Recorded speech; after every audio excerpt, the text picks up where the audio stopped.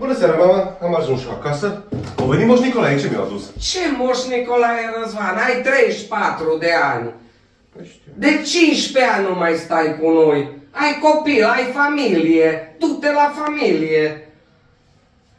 Bine, sigur nu a venit. Nu.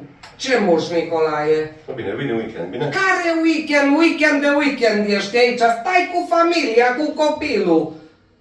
Bine, nu mai vin nou. Seara bună. Să fii sănătos. Dictai mai lungă, ai 34 de ani. Bine, vine weekend, bine? Bine. Mai zi, nu, stai weekendurile cu familia. Nu ce, mama? Seara faină. Seara faină.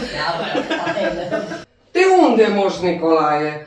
Nu știu ce trebuie să zic. Deci- Nu vezi cât ești.